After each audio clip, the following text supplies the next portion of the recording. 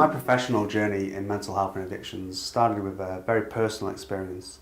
I was in my mid-20s and midway through a PhD, a psychology PhD, and I began to experience some very extreme lows and highs, and this led to a period of homelessness, of compulsory hospitalisation, and a diagnosis of bipolar disorder. And I guess my journey since that time has been one of making sense of those experiences for myself, and also supporting others to make sense of those experiences for them. And I do that in the work that I do as a researcher and service development, and also as a musician and performer.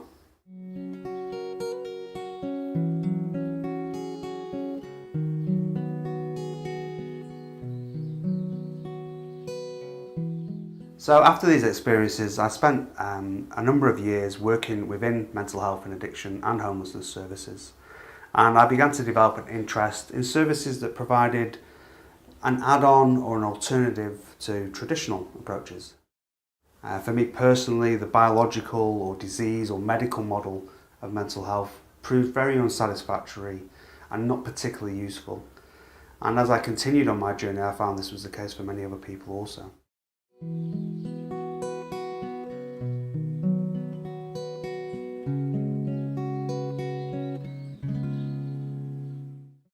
So I began exploring ways of helping people who weren't getting what they needed from traditional services, or perhaps maybe wanted to add something to them. And this led me to an interest in three main areas. The first was seeing these human experiences through a human rights lens, and essentially, rather than a health issue, seeing it as a civil rights issue. The second area was looking at self-led and peer support options, and really valuing the wisdom of lived experience and how people can help each other.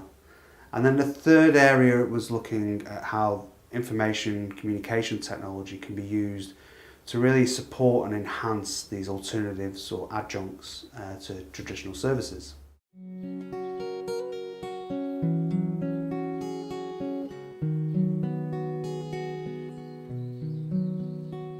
One of my keen passions is advocating for the meaningful involvement of people who use services, because for me that's where the transformation of these health services are going to take place.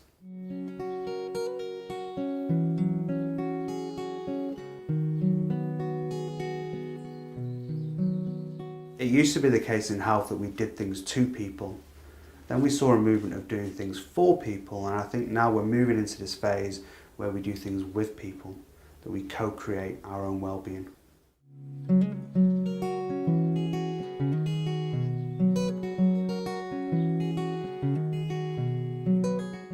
So for me, the acid test is always, would I recommend this service to a loved one?